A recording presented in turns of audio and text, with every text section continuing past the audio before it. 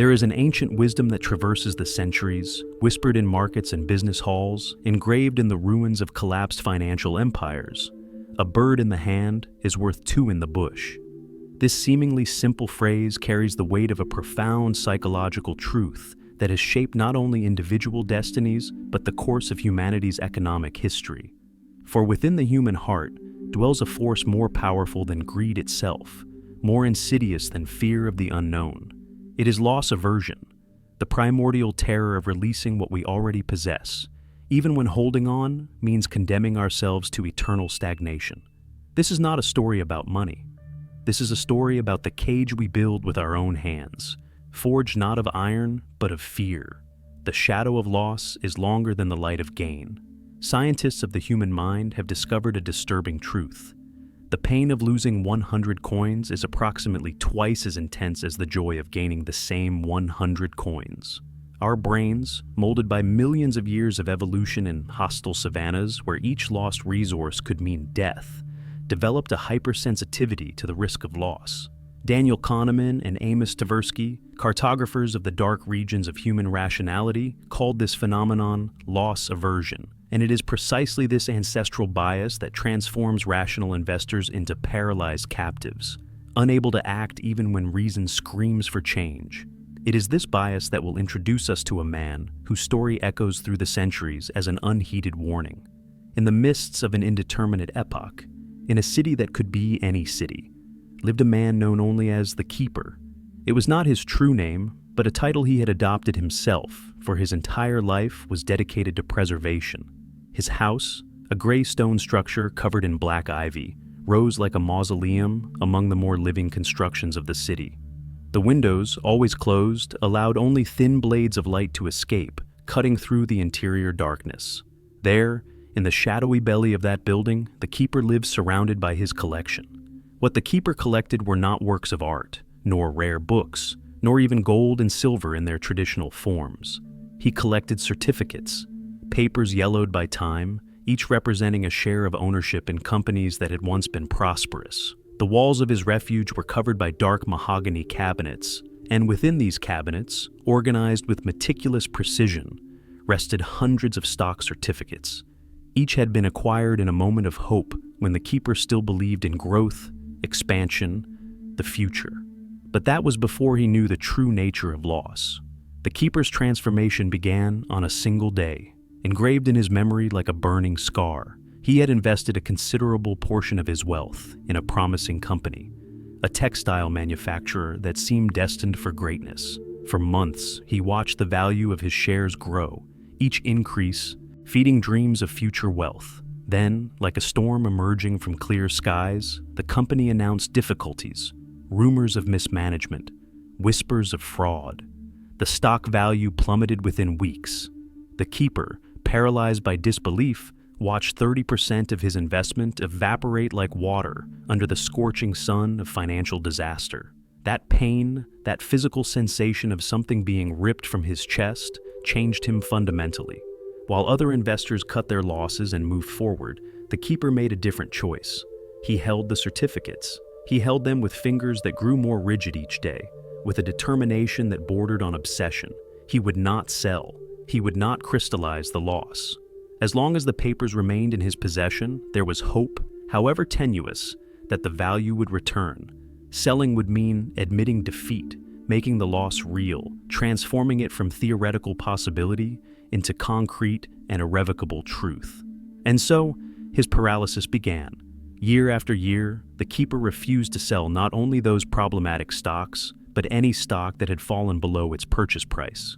His reasoning, which he repeated to himself during long, solitary nights, seemed impeccable. If he didn't sell, technically he hadn't lost anything. The loss would only become real at the moment of sale. Therefore, not selling was a form of self-preservation, a strategy of psychological survival. He didn't understand that he had become a prisoner of his own fear, chained by logic that confused reality with mental accounting. This is the core of loss aversion, manifesting in its most destructive form. The disposition effect. Investors like the Keeper tend to sell winning assets quickly, crystallizing small gains that bring immediate satisfaction while holding losing assets indefinitely in desperate hope that they will return to break even.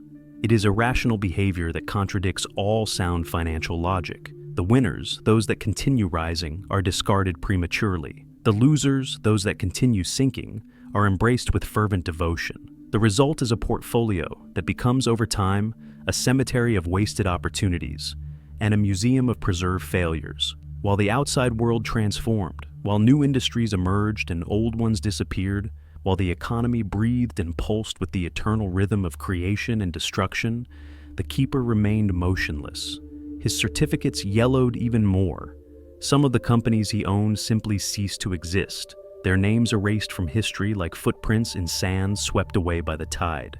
Others survived, but in forms so diminished they were unrecognizable. And some, ironically, recovered and prospered, but only after the keeper, consumed by paralysis, had lost decades of potential growth. There were moments, rare and brief, when clarity visited the keeper like a ray of sunlight through heavy clouds. In these moments, he understood that his strategy was flawed, that holding worthless papers didn't make them valuable, that the loss had already occurred regardless of his willingness to recognize it. In these fleeting epiphanies, he approached his cabinets with intention to finally free himself, to sell, to move forward.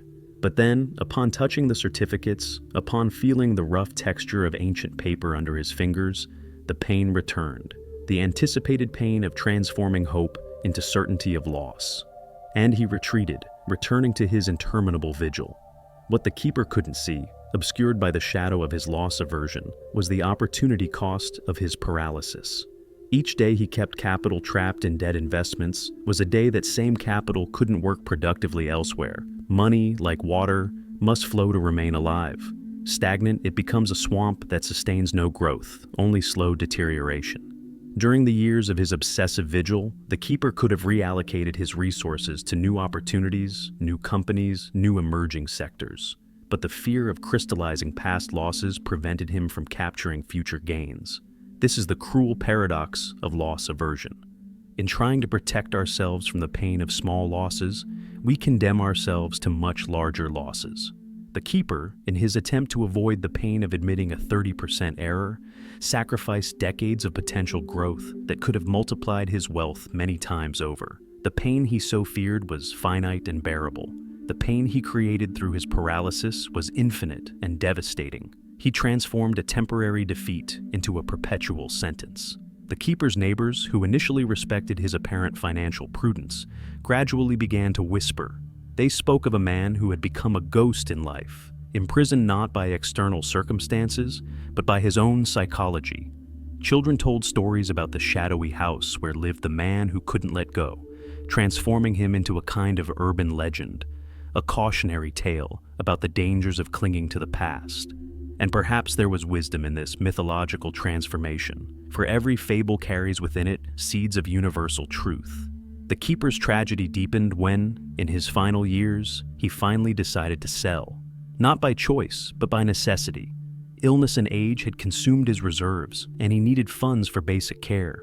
It was then, finally confronting the market after decades of avoidance, that he discovered the full extent of his loss. Many of his certificates were worth literally nothing. Others were worth a minuscule fraction of their original value, corroded not only by the company's poor performance, but by relentless inflation that had devoured purchasing power over the years.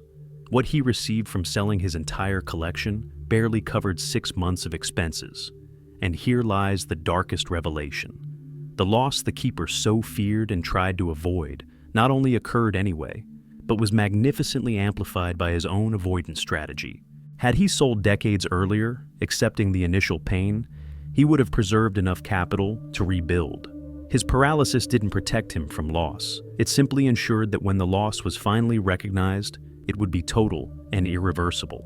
The bird he insisted on keeping in hand had died there, slowly, while he held it with ever-increasing force. On the final night, sitting alone in his now empty refuge, the cabinets gaping like hungry mouths that had finally been forced to relinquish their treasure, the keeper understood. He understood that the true loss had never been the money. The true loss had been time, the decades of life consumed by vigil over worthless papers. The true loss had been opportunity, the paths not taken, the investments not made, the growth not experienced. The true loss had been life itself, sacrificed at the altar of a fear that proved, in the end, completely justified, for he had created exactly what he feared. This fable is not about a peculiar man in a distant time. It is about all of us. It is about the modern investor who holds stocks of dying companies because selling them would mean admitting the error. It is about the worker who remains in a job they hate because leaving would mean giving up known security, however miserable. It is about the entrepreneur who keeps a failed business running, injecting precious capital into a terminal venture because closing it would mean accepting failure. Loss aversion doesn't discriminate. It hunts us all, whispering that holding is safer than releasing, that known pain is preferable to unknown uncertainty. But the truth the keeper learned too late, is that life requires movement. Wealth is created not through static preservation, but through dynamic reallocation of resources from less productive uses to more productive uses. This necessarily implies accepting losses, not because losing is good, but because holding losses is worse. Each failed investment we maintain is capital that isn't available for the next, potentially successful investment. Each mistake we refuse to admit is a lesson we'll never learn. Each loss we don't crystallize is a wound that can never heal. The great investors of history, those who built lasting fortunes, were not those who never lost. They were those who lost frequently, but who developed the psychological discipline to cut losses quickly and let gains run. They understood that the pain of loss, though intense, is bearable and finite. What is not bearable is the paralysis that loss aversion induces, transforming investors into guards of cemeteries of dead capital. Warren Buffett, often cited as a symbol of patient investing, also said something few remember. His first rule is never lose money, but his actual strategy involves admitting mistakes quickly when they occur. Modern neuroscience shows us that when we confront a potential loss, specific brain regions associated with physical pain light up. Losing money, for our primitive brain, is experienced almost as a physical threat. This is not a character flaw. It is an evolutionary feature that, in ancestral environments, kept us alive. But in modern financial markets, this same feature becomes a trap. Our brains, magnificently adapted to survive in Pleistocene savannas, are dangerously inadequate for navigating abstract investment landscapes in the 21st century. So, how do we escape the prison the keeper built for himself? How do we avoid his paralysis? The answer is not in eliminating loss aversion. That's impossible. It's coded too deeply in our neural architecture. The answer lies in systems, in predefined rules we execute even when every fiber of our being screams to do otherwise. It lies in establishing stop-loss points before entering investments, clear limits at which we'll sell, regardless of emotional pain. It lies in reviewing portfolios not based on purchase prices, but on present valuations and future prospects. It lies in asking repeatedly, mercilessly, if I didn't own this asset today, would I buy it at the current price? If the answer is no, then holding it is an emotional choice, not a rational one. It also lies in reframing our relationship with loss. Losses are not moral shames. They are costs of doing business in markets. Just as a store has cost of goods sold, investors have cost of positions that didn't work out. What separates successful investors from unsuccessful ones is not the absence of losses, but the speed with which they recognize and move beyond them. Professional investors often have hit rates below 50%. Their profitability comes not from being right most of the time, but from cutting small losses quickly, while allowing large gains to fully materialize. The fable of the keeper teaches us something deeper than investment strategies. It teaches us about the nature of attachment itself. We cling not only to financial assets, but to toxic relationships, to unsatisfying careers, to outdated identities, to beliefs that no longer serve us. We do this because letting go seems an admission of failure, a loss of something that was ours. But this is an illusion. What is already gone is gone. Holding the remains doesn't resurrect the dead. It only prevents us from embracing the living. The true loss is not in admitting that something has ended. The true loss is in wasting what remains trying to preserve what has already passed. There is an ancient Zen wisdom about keeping the hand open. A hand closed in a fist can hold, but cannot receive. An open hand may lose what it contains, but is always ready to receive something new. The keeper lived his entire life with closed fists, desperately holding worthless certificates, and died with empty hands anyway. Wisdom is not in never losing. It is in being willing to let go, to accept loss when it is small and correctable, before it becomes large and definitive. When you look at your own portfolio, your own financial decisions, your own life, choices, where do you see the keeper? Where are you holding something dead, simply because releasing it would mean admitting it died? What investment, what relationship, what career path are you preserving? Not because it has a future, but because admitting it doesn't would mean confronting the pain of loss?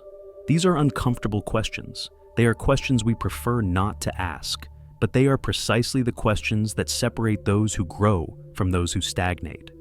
Financial paralysis induced by loss aversion is one of the most destructive forces in personal investing. It transforms portfolios into museums, collections of past mistakes preserved in psychological formaldehyde. It consumes capital that could be productive. It drains mental energy that could be directed toward identifying new opportunities. It transforms investors from active hunters of returns into passive guards of losses. And in the end, it delivers exactly what it promised to prevent: total loss, now irrecoverable, magnified by time and inaction. If there is a single lesson the keeper's life offers us, it is this: the pain of a small loss accepted today is infinitely less than the agony of a large loss imposed tomorrow.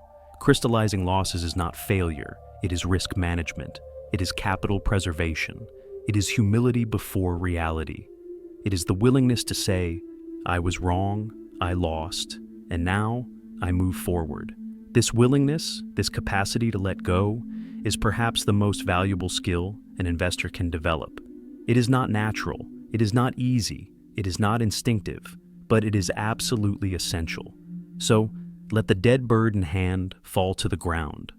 Not because you want to, but because while you hold it, your hands are not free to capture those that still fly.